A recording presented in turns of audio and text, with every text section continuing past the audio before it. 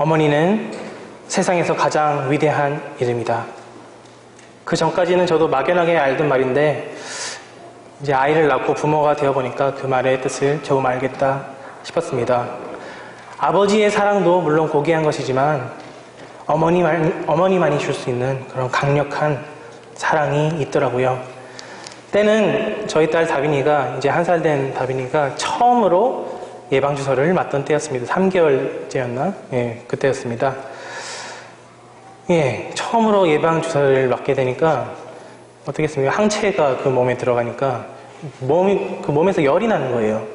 열이 막 나니까 처음 아이가 아파 보는 것을 경험하게 되니까 어떻게 해야 될지 모르겠더라고요. 정말로 지금 세상이 진짜 무너지는 것 같고 정말 눈앞이 캄캄해지는 것 같고 그냥 예방주사 하나 맞았을 뿐인데, 그쵸? 예, 어쨌든 열이 펄펄 오르자 이제 열을 식히기 위해서 물수건으로 닦아주고 계속 보살펴주고 약 먹이고 하는 일들을 하기 애썼습니다. 그렇게 하루 종일 지나고 이제 밤 12시가 되었습니다. 저는 너무나도 피곤했습니다. 그러다가 너무 피곤해가지고 여보 나 눈 좀 잠깐 붙였다가 다시 일어나서 여보랑 교도해줄게 라고 말하였는데 눈을 떠보니까 웬걸 아침이었습니다. 아침에 눈을 떠보니까 아이가 옷을 다 벗고 기저귀만 차고 아내 옆에서 새근새근 예쁘게 착하게 자고 있던 것이었습니다. 아내가 밤새 아기를 돌보고 있었던 것입니다. 왜 그랬을까요? 저는 왜 그랬을까요? 저는 왜 그럴 수밖에 없었을까요? 가 아니라, 예, 아무튼 이상하게 밤에 아기가 울면은 남자들은 그렇게 잘 잔다고 해요.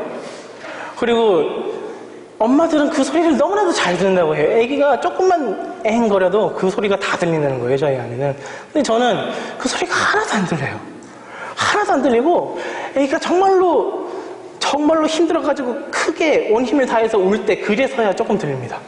그래서야 다빈이 우는구나 하고 일어나가지고 좀 돌볼 그런 마음이 생기지요. 왜 그럴까요? 이런 모습들을 보면서 저는 아버지의 사랑도 물론 고귀한 것이지만 어머니의 사랑은 정말로 파워풀한 것이구나. 정말로 고귀한 것이구나. 예. 성경에 보면은 하나님은 졸지도 아니하시고 주무시지도 아니하신다고 나와 있는데 아무래도 제 생각에는 이것은 하나님의 부성적 사랑이라기보다는 하나님의 모성적 사랑인 것 같습니다. 예. 밤새도록 우리를 돌보시는 하나님의 그 모성적 사랑. 여러분, 오늘은 어머니 주일입니다. 아니, 어머니의 날이면 어머니의 날이지 어머니 주일까지 지켜야 할 필요가 뭐가 있을까? 저는 혼자서 생각을 해보았습니다. 과연 이것이 성경적인 일인가? 교회에서 어머니 주일을 지키는 것이. 성경을 살펴봤더니 성경적인 것 같습니다. 성경에서는 이처럼 하나님을 아버지라고 묘사하기도 하지만 때로는 자상하고 인자하신 어머니로 묘사하기도 하기 때문입니다. 과연 그렇다면 하나님 어머니라고 부를 수 있을까요? 하나님을 어머니라고 부를 수 있을까요? 제가 신학교 다닐 때 그 신약학 교수님께서 된다고 하셨습니다. 신학교 교수님이 된다고 하셨습니다. 예, 그 이유는 무엇이냐? 예, 하나님은 남자도 아니고 여자도 아니기 때문입니다. 동일한 하나님, 무소부재하시고 전지전능하신 그 절대 초월자이신 그 하나님은 남자도 아니고 여자이기 때문에 아버지라고 부르는 것도 어떻게 보면 어폐가 있는 것이죠. 물론 하나님께서 그렇게 하라고 말씀하셨고, 예. 그것은 하나님을 아버지라고 부르는 것은 하나님께서 우리에게 부성적 사랑을 주시기 때문에 우리가 아버지라고 부르는 것이지, 어떻게 하나님이 육체를 가진 남자로서 우리를 낳으신 아버지가 될 수 있겠습니까? 그건 아니지요. 하나님께서 우리에게 부성적 사랑을 주시기 때문에 우리는 아버지라고 부르는 것입니다. 그렇다면 마찬가지로 하나님께서는 부성적 사랑뿐만 아니라 정말로 인자하고 어머니만이 줄 수 있는 그 강력한 사랑, 그 사랑도 우리에게 주시기 때문에 어머니 안에 있는, 이 세상의 모든 어머니들 안에 있는 그 모성적 사랑이 사실은 하나님으로부터 온 것이기 때문에 우리는 하나님을 어머니라고 충분히 불러도 된다라고 하는 것이 그 교수님의 설명이었습니다. 그렇지만은 하나님 어머니라고 하는 것은 왠지 어색하기도 하고, 그리고 약간 문제의 소지도 있는 것이 이단들이 하나님 어머니를 그렇게 주장을 합니다. 예, 몰몬교회의 어떤 분파에서도 하나님을 어머니라고 불러야 된다라고 주장하기도 하며, 그리고 특히 심한 곳이 한국에 있는 하나님의 교회 이단입니다. 하나님의 교회 이단은 아버지 하나님이 따로 있고 어머니 하나님이 따로 계시다. 기독교를 봐라. 하나님 아버지만 믿는데 이거는 성경을 모르고 하나님 반밖에 안 섬기는 것이다. 하나님 어머니도 있기 때문에 하나님 어머니도 섬겨야 한다라고 가르치면서 이제 장길자라는 사람이 이제 하나님 어머니의 성육신이다, 이런 말도 안 되는 말을 그 하나님의 교회에서 주장하고 있죠. 그래서 어떻게 보면은 우리로서는 하나님 어머니라고 부르기 좀 부담스러운 면도 있습니다. 그러나 하나님은 우리에게 부성적 사랑뿐만 아니라 모성적 사랑도 주시는 하나님이기 때문에 우리가 하나님을 어머니라고 불러도 그것은 하나의 비유일 뿐이고 또한 전혀 문제가 없다고도 할 수 있습니다. 더 나아가서 성경이 하나님을 어머니라고 묘사하기도 합니다. 마태복음 23장 37절에서는 이렇게 말씀합니다. 예루살렘아 예루살렘아 선지자들을 죽이고 내게 파송된 자들을 돌로 치는 자여, 암탉이 그 새끼를 날개 아래 모은 것 같이 내가 내 자녀를 모으려 한 일이 몇 번이더냐. 암탉이 그 새끼를 날개 아래 모은 것 같이 라고 하고 있습니다. 여기서 예수님께서는 하나님의 그런 모성적 사랑을 암탉에 비유하기를 주저하지 않으시고 하고 계시죠? 암탉이 자기 새끼들을 날개 아래 포근하게 품어주는 그런 모성적 사랑을 하나님도 가지고 계시다라는 것입니다. 더 나아가서 이사야서 45장 9절에서 10절을 보면요, 질그릇 조각 중 한 조각 같은 자가 자기를 지으신 이와 더불어 다툴진대 화 있을진저, 진흙이 토기장이에게 너는 무엇을 만드느냐, 또는 내가 만든 것이 그는 손이 없다 말할 수 있겠느냐. 나아가서요, 아버지에게 무엇을 낳았소 하고 묻고 어머니에게는 무엇을 낳으려고 해산의 수고를 하였소 하고 묻는 자는 화했을진저 라고 하고 있습니다. 그러니까 이스라엘 사람들이 반역을 하는 것은 자기를 지으신 창조주 하나님을 반역하는 것인데, 그것은 아버지를 거역하는 것과도 같을 뿐만 아니라 어머니에게 해산의 수고를 무엇하러 하였소 라고 묻는 그런 불효막심한 죄와 마찬가지다 라고 하고 있죠. 여기서 하나님, 창조주 하나님은 마치 해산의 고통을 통하여서 아이를 낳은 것 같은 어머니의 그 모성적 사랑으로서 우리를 사랑하시는 하나님으로 묘사되고 있는 것입니다. 성경이 명확하게, 그렇게 많지는 않지만, 아버지보다 많지는 않지만 명확하게 하나님의 모성적 사랑을 증거하고 있는 것입니다. 그렇기 때문에 여기에서 우리는 어머니도 공경해야 하는 이유가 있는 것입니다. 그것은 하나님이 우리를 어머니의 사랑으로 사랑하시고 그 어머니의 모성적 사랑을 이 세상의 모든 어머니들에게 심어주신 분이 바로 하나님이시다 라는 사실 때문입니다. 10계명 중에서 이웃사랑 중에서 가장 첫 번째 계명이 무엇입니까? 내 부모를 공경하라. 10계명 중에서 약속이 있는 첫 번째 계명이 무엇입니까? 내 부모를 공경하라. 그리하면은 내가 장수하리라 라고 말씀하지 않습니까? 더 나아가서 10계명 중에서 이 5계명을 지키지 않는 사람은 죽음에 처해질 수 있습니까? 없습니까? 심지어 죽음에 처해질 수도 있습니다. 출애굽기 21장에 보면요, 자기 아버지나 어머니를 치는 자는 반드시 죽일지니라. 17절에 자기 아버지나 어머니를 저주하는 자는 반드시 죽일지니라. 살면서 부모님을 원망해 안 해본 사람이 어디 있겠습니까? 그렇죠? 나쁜 마음으로 부모님을 원망해보지 않은 사람이 어디 있겠습니까? 성경은 말합니다. 그것은 죽을 죄에 해당한다 라고 말씀합니다. 왜 그렇습니까? 왜 부모를 공경하라는 말씀이 이토록 중대한 명령으로 여겨지고 있는 것입니까?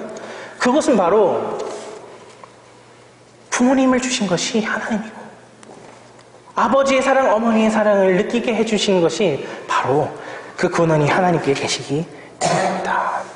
생명 주신 어머니를 공경할 때에만 생명 주시는 하나님도 공경할 수 있기 때문입니다. 그렇다면은 우리는 이 어머니의 마음을 제대로 잘 알고 있다고 말할 수 있습니까? 우리는 과연 하나님의 이 모성적 사랑에 대해서 얼만큼 알고 있을까요? 사랑은 내리사랑이라는 말이 있습니다. 부모님의 사랑의 크기를 좀 알아라 라고 하는 말은 아무리 해도 부모님의 마음을 제대로 헤아리는 자식은 별로 없는 것 같아요. 사랑은 내리사랑인 것 같아요. 그렇죠? 자기 스스로가 겨우 부모가 되어서야 부모님의 마음이 이랬구나 라는 것을 조금이나 느낄 수 있는 것 같습니다. 부모가 되어봐야 부모의 마음을 알 수 있다라는 말이 있지 않습니까? 제가 어렸을 때, 초등학교 때 이런 별로 개념이 없었습니다.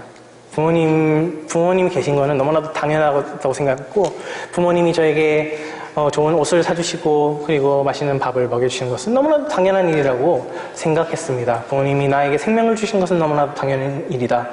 어버이날이 됐습니다. 저는 아무 생각이 없었습니다. 어버이날이 지나갔습니다. 어떻게 되었겠습니까? 어머니는 엄청 화가 나셨습니다. 엄청 섭섭해 하셨습니다. 경빈이 너는 이거 꽃 하나라도 달아줄 줄 모르냐라고 저를 막 원망하셨습니다. 제가 아이를 낳아보고 부모가 되어보니까 제가 정말 나쁜 놈이었구나 라는 생각이 들었습니다. 너를 위해서 해주는 게 얼만데 너는 이거 꽃 하나도 못 달아주냐?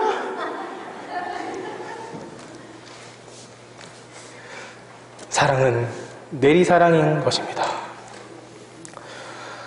오늘 본문 디모데전서 2장 15절은 이제 여자는 해산함으로 구원을 얻으리라 라는 말씀인데요.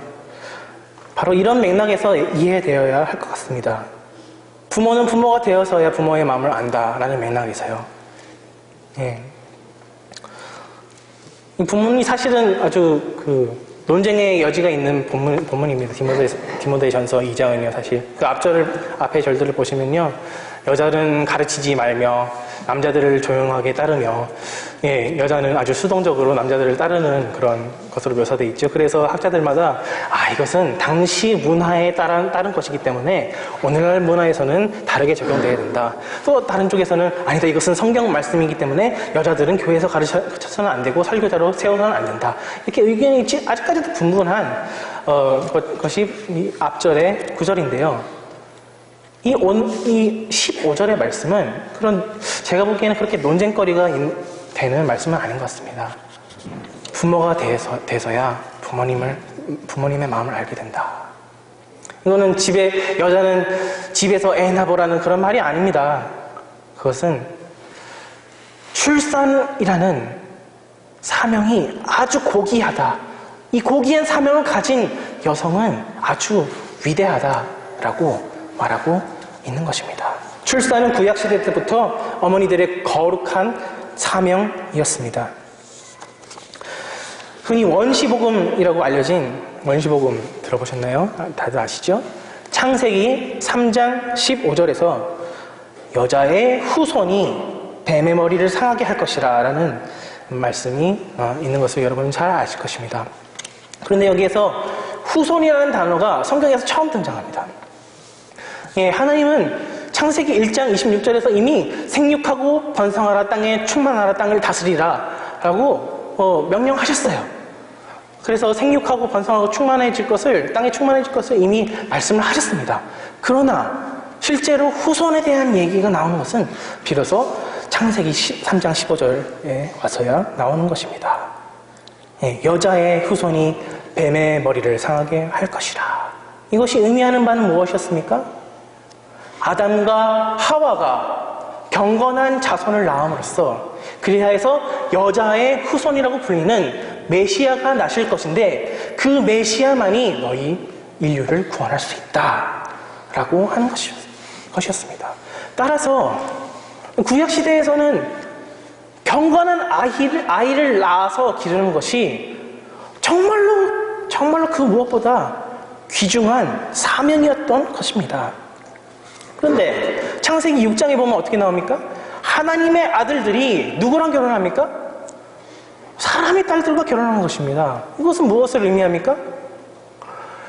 하나님의 아들들, 곧 경건한 후손을 낳아서 여자의 후손을 낳아서 그래야해서 뱀의 머리를 상하게 할 메시아가 이 경건한 자녀를 낳는 일들을 통해서 일어나야 되는데 사람의 아들들, 이 사명을 가진 사람의 아들들이 이 사명을 완전히 내팽개치고 그저 자기 눈에 보기 좋은 그런 사람들의 딸들 결혼하고 그것은 완전히 사명을 내팽개친 삶을 가르치고 있는 것입니다. 그렇게 해서야 경건한 자녀가 생길 수 있겠습니까? 그렇게 해서 그리스도가 이 땅에 오실 수 있었겠습니까? 그럼에도 불구하고 하나님은 노아를 예비하시고 또 다른 믿음의 의인들을 예비하셔서 그들로 하여금 하나님의 아들들 아담, 아벨, 셋 이렇게 이어져 내려오는 그런 계보를 예수님까지 이어나가게 했던 것입니다. 하나님의 은혜로서 이것이 이루어졌습니다. 그렇다면은 이 영적 출산이라는 사명, 구약에서 그토록 중요했던 영적 출산이라는 사명은 신약에 와서는 어떻게 됐습니까? 신약에 와서는 끝났습니까? 예수님이 탄생하시지 않았습니까? 여인의 후손으로서 마리아의 태에서 탄생하신 예수 그리스도, 이제 예언이 성취되었습니다. 그렇다면 이 영적인 출산의 사명이라는 것은 끝이 난 것입니까? 아닙니다. 마가복음 13장 10절에서는 또 복음이 먼저 만국에 전파되어야 할 것이니라 라고 말씀하고 계십니다. 이것이 무엇을 말합니까? 예수 그리스도가 다시 오시기 전에는 복음 전도가 땅끝까지 이르러져야 된다는 것입니다. 즉 영적 재생산은 끝까지 우리가 해야 한 가장 고귀한 사명이라는 말입니다.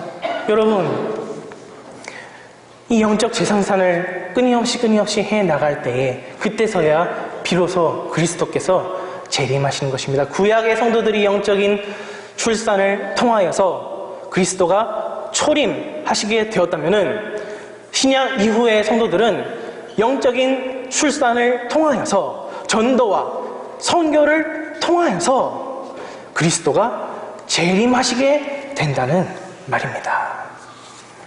또한 갈라디아서 4장 19절에는 바울 역시 해산의 수고를 하였다라고 하고 있습니다. 나의 자녀들아, 너희 속에 그리스도의 형상을 이루기까지 다시 너희를 위하여 해산하는 수고를 하노니. 사랑하는 여러분, 영적 출산의 사명은 끝난 것이 아닙니다. 오늘 본문 말씀은 말합니다. 여자는 해산을 통하여서 영적인 출산을 통하여서 전도와 선교를 통하여서 구원을 받게 될 것이다 라고 말씀합니다. 여러분, 이것이 행위 구원을 말하는 것입니까? 우리가 전도하고 선교 활동을 할 때에만 우리가 구원받은 백성이라는 사실을 말하는 것입니까? 어떤 행위를 통해서 구원받는다는 말씀, 그것은 아닌 것 같습니다. 그것은 구원받은 백성이 마땅히 해야 하는 그런 일들, 구원받은 백성이라면은 마땅히 우리 삶에 나타나는 일들이라는 사실을 이 말씀은 전하고 있는 것입니다. 더 나아가서 이 말씀은 영적인 재생산을 할 때에, 영적인 출산을 할 때에 우리를 그 십자가 위에서 해산의 고통으로 사랑하신 예수 그리스도의 그 모성적 사랑을 그때서야 비로소 깨달을 수 있다는 것입니다. 어머니의 사랑을 아는 길은 어머니가 되는 길밖에 없기 때문입니다. 사랑하는 여러분, 이것이 오늘날의 팽배한 세상의 어머니의 그림과는 얼마나 다른 그림입니까? 세상의 어머니는 어떻게 묘사됩니까? 이제 맹모 삼천지교라는 말이 있죠. 맹자의 어머니께서 맨 처음에는 이제 장례식장 근처에 살았는데 장례식장에서 장례를 치르는 모습을 어린 맹자가 보면서 따라하는 것을 보고 도무지 안 되겠다. 이사를 갔습니다. 시장으로 이사 갑니다. 시장으로 이사 가서 무엇을 봅니까? 상인들이 흥정하고 좀 더 깎아줘, 이런 모습들을 보게 되는 것입니다. 어린 맹자가 그것을 그대로 따라하게 되는 것입니다. 맹자 어머니는 깜짝 놀라서 서당 옆으로 이사를 하게 됩니다. 서당 옆에 이사를 하자. 그래서야 비로소 맹자가 공부를 열심히 했다는 그런 이야기지요. 이 정신을 그대로 실천하는 것이 바로 우리 한국의 어머니 아니겠습니까? 오죽하면 강남 엄마라는 말이 생기겠습니까? 그렇죠? 더 좋은 학교 보내기 위해서, 더 좋은 교육을 받게 하기 위해서 어떻게 하든 좋은 동네로 이사 가려고 하는 어머니의 마음 뿐만이 아닙니다. 강남 엄마는 모든 것을 다 알아야 돼요. 우리나라에서 최고 좋은 학원이 어디며, 최고 좋은 가외 선생님은 어디에 계시며, 이걸 어떤 루트를 통해서 입수할 수 있으며, 그래서 그 강남의 엄마들의 그 엘리트 엄마들의 모임이 있다고 하지 않습니까? 이 고급 정보를 소위 장녀들끼리 이렇게 가지고서 이제 잘 안 알려주는 것입니다. 그 소사이어티에 끼기 위해서 강남 엄마들은 끼기 위해서 온갖 노력을 다 한다고 그러지요. 미국도 마찬가지인 것 같습니다. 그렇죠? 한국에는 강남 엄마가 있다면은 미국에는 헬리콥터 맘이 있죠. 헬리콥터를 타고 다니면서 나의 모든 일거수일투족을 다 감시하고 계시는 어머니라는 그런 묘사이지요. 이 헬리콥터의 맘들은 특히나 대학교에 가서까지, 자녀가 대학교에 가는 데까지, 그럼에도 불구하고 이제 대학 교수님들한테 직접 컨택을 하고, 대학교 사무실에다가 직접 컨택을 하고, 교수님, 왜 우리 아이는 B뿔밖에 안 주셨나요? A뿔은 받아야 당연한 거 아닌가요? 이렇게 학부모님들이 이렇게 교수님한테 전화한다고 합니다. 미국의 헬리콥터맘, 아주 한국 못지 않은 것 같습니다.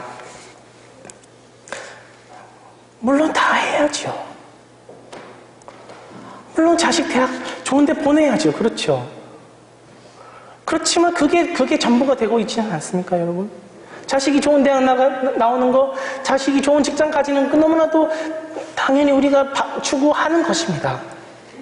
그러나 거기서 끝나는 것은 아닙니까? 자식에게 줄 수 있는 최고의 선물은 좋은 학벌도 아니고, 좋은 직장도 아니고, 좋은 집도 아니고, 그것은 바로 믿음의 유산인 것입니다.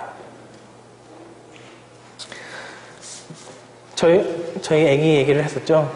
저는 매일은 아니지만 생각날 때마다 이제 애기 머리에다가 손을 대고 기도합니다. 그리고 한 가지 기도하는 것이 무엇이냐? 주님, 이 아이가 믿음의 아이가 되게 하여 주옵소서. 이 아이에게 참된, 진실된 믿음을 허락하여 주옵소서. 주님, 이 아이가 믿음을 가지지 못할까봐 두렵습니다. 주님, 이 아이를 불쌍히 여겨주시고 이 아이를 주님의 딸로 삼아주시옵소서. 그렇게 기도합니다. 그리고 다른 것은 별로 기도 안 해요. 저는 그게 제일 중요하다고 생각해요, 여러분. 다른 거 다 가졌는데 지옥 가면은 그게 무슨 소용입니까, 여러분?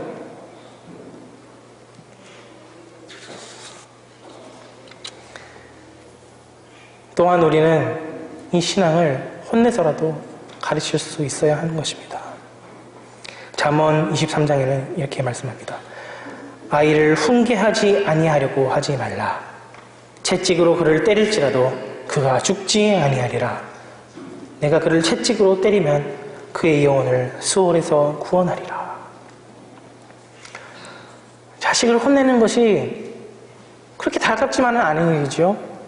그러나 성경에서는 아이를 훈계하지 아니하려고 하지 말라. 채찍으로 때려도 죽지 아니하리라.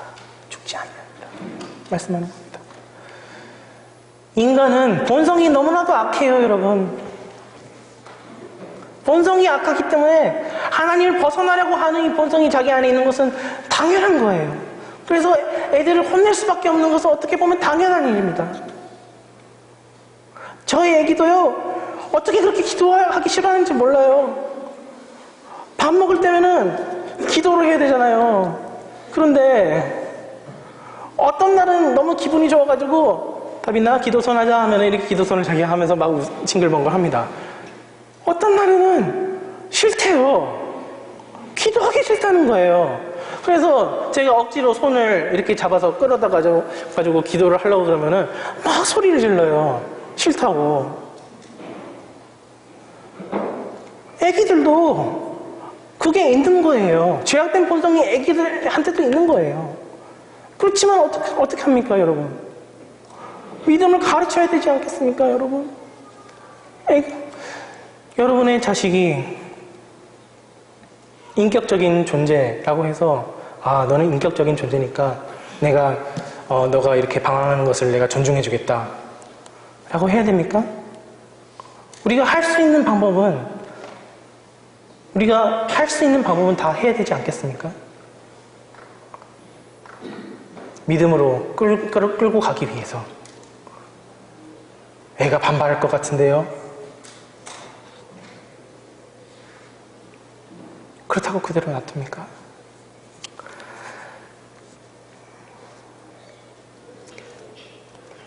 다음으로는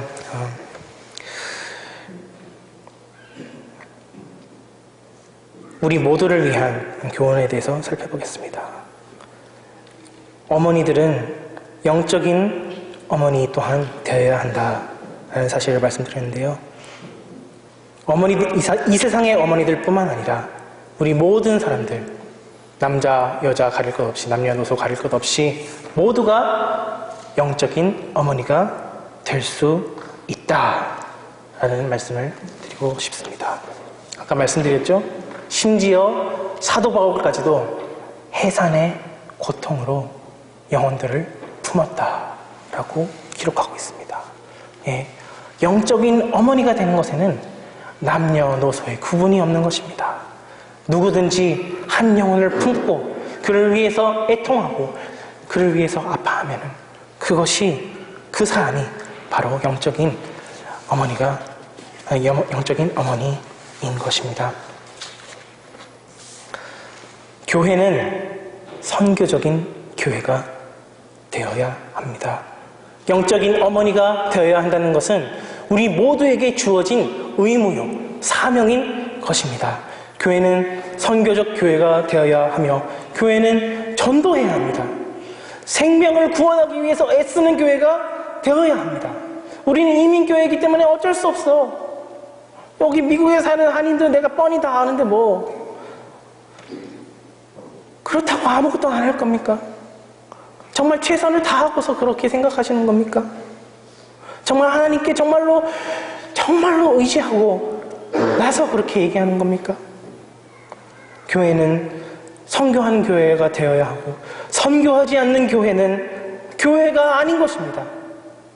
교회가 선교라는 사명을 잊어버리고 살 때 교회는 타락하게 됩니다. 변질되게 됩니다. 교회는 끼리끼리 모여서 노는 친목단체로 전락하게 됩니다.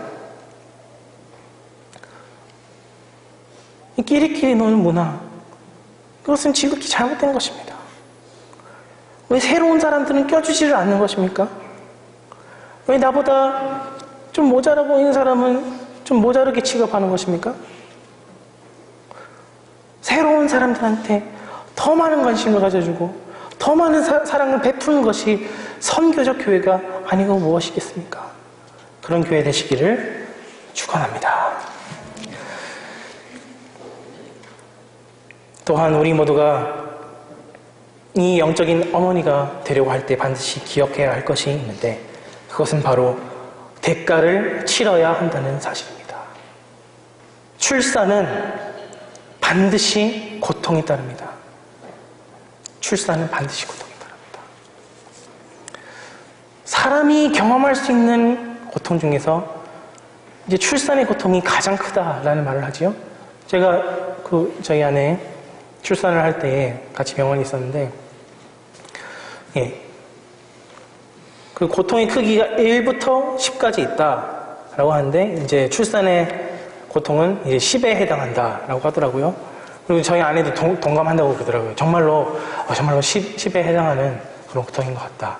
그것은 이제 여자에게 있어서 출산의 고통은 마취를 하지 않은 상태에서 팔이나 다리를 그대로 잘라버리는 고통과 맞먹는다고 합니다. 그만큼 고통스러운 것이 출산의 고통이지요. 심지어 저희 아내는 그걸 반밖에 안 했어요. 요즘에는 마취가 하도 발달이 돼 있어가지고, 마취를 한 이후에는 그렇게 큰 고통을 느끼지 못했음에도 불구하고 반 정도까지만 아는데도 자기는 10을 느낀다는 거예요. 정말로 남자로서는 상상할 수 없는 고통이라고 합니다. 영적인 출산도 마찬가지입니다. 영적인 출산도 마찬가지로 대가를 치러야 하는 것입니다. 고통을 느껴야 하는 것입니다. No pain, no gain 이라는 말이 있지 않습니까? 또 No cross, no crown 이라는 말도 있지 않습니까? 고통이 없으면 얻는 것이 없다. 십자가가 없이는 면류관도 없다. 이것이 기독교의 진리인 것입니다. 미국에서 어떤 고등학교는 이제 아이들에게 이제 성교육을 시킬 때에 아기 인형을 돌보게 한다고 합니다. 이 특별하게 제작된 아기 인형은 안에 배터리가 들어있고 신생아와 똑같이 행동하도록 프로그램 되어 있다고 합니다. 이 인형은 2시간마다 밥을 달라고 옵니다. 그리고 하루에 10번 이상 기저귀를 갈아달라고 옵니다. 만약에 그 인형을 맡은 학생이 밥을 주지 않거나 기저귀를 갈아주지 않는다면은 그걸 할 때까지 계속 온다고 합니다. 그 소리가 너무 커가지고 그 인형을 갖고 있는 학생은 그것을 해주지 않고는 배길 수 없다고 합니다. 이렇게 학생들은 신생아를 직접 키워보는 경험을 함으로써 경각심을 가지게 된다는 것이죠. 그렇게 2시간마다 우는 아기를 달래고 그리고 기저귀를 갈아주고 하면은 자기의 삶이 없어지는 것입니다. 실제로 그렇습니다. 제가 아이를 낳고 또 아내가 아이를 키우는 모습을 보니까 아내가 아기를 위해서 하는 희생은, 바치는 희생은 말로 다 할 수 없다는 사실을 깨달았습니다. 근데 아버지들은 희생이 좀 덜한 편이죠. 그렇지만 어머니들은 아기를 키우기 위해서 자기 모든 것을 다 버려야 합니다. 아기는 새벽 6시에 일어나서 울기 시작합니다. 6시에 밥을 주고 잠시 눈을 붙이면 다시 8시에 일어나서 울기 시작합니다. 그러면 그때 8시부터 아기랑 열심히 재밌게 놀아줘야 됩니다. 그리고 11시쯤 되면은 이제 잘 시간이 되어서 또 밥을 줍니다. 그러고 나면은 점심시간이라서 이제 남편 밥도 챙겨야 되고 자기 밥도 먹어야 되고, 그렇게 점심을 준비하고 나서 설거지를 다 하고 나면 아기가 깹니다. 그러면 또다시 시작입니다. 아기랑 재밌게 또 놀아줘야 됩니다. 그래도 내 자식인데 재밌게 놀아야지 억지로 놀 수 있습니까? 재밌게 놉니다. 온 힘을 다해서 최선을 다해서 놉니다. 그런데 저녁 때가 문제입니다. 이제 저녁 때 너무 힘듭니다. 애는 이제 잘 생각을 하지 아니하고 계속 보채고 계속 놀아달라고 그러는데 자기는 저녁을 준비해야 되는 이중 부담이 있어서 저녁 시간이 그렇게 힘들다고 해요. 그래서 저녁 때 제발 좀 일찍 들어와 달라고 그렇게 부탁을 하더라고요. 그런데 어쨌든 저녁을 먹고 애 씻기고 또다시 애를 재웁니다.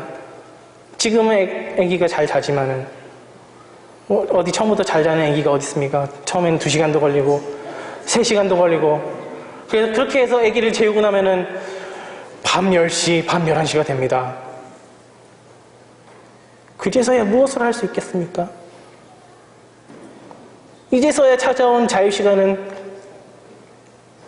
그 시간에 무엇을 할 수 있겠습니까? 이 몸은 이미 다 녹초가 되어 있고, 너무 졸려서 눈은 계속 감기고, 그래도 아내는 뭐라도 해보겠다고 영어 인터넷 강의를 그때 들으면서 애쓰는 모습을 보면서 참 마음이 짠합니다. 저희 아내는 꿈도 많고 참 그런 잘 나가는 여성이었는데 저를 만나가지고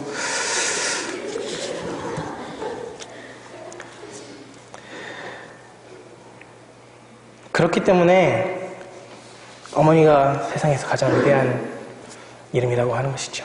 그런데 아내가 이런 일들을 경험하면서 어머니가 나를 이렇게 사랑하셨구나. 자기의 모든 것을 포기하면서까지 나를 이렇게 사랑하셨구나 하는 마음이 있기 때문에 그 고마운 마음 때문에 아기를 그렇게 계속해서 열심히 본다는 거예요. 저는 아기 좀 봐주다가 말아요. 피곤하면 그냥 들어놓아요. 저는 좀 재밌게 노는 척 하다가 마는데 아내는 정말로 최선을 다해서 재밌게 놀아줍니다. 어디서 그런 힘이 나오는지 모르겠어요. 엄마를 생각하면 그 힘이 나온다는 거예요. 자기가 아기를 낳아보니까 엄마가 나를 이렇게 사랑했구나라는 사실이 깨달아진다는 거예요. 아기를 통해서.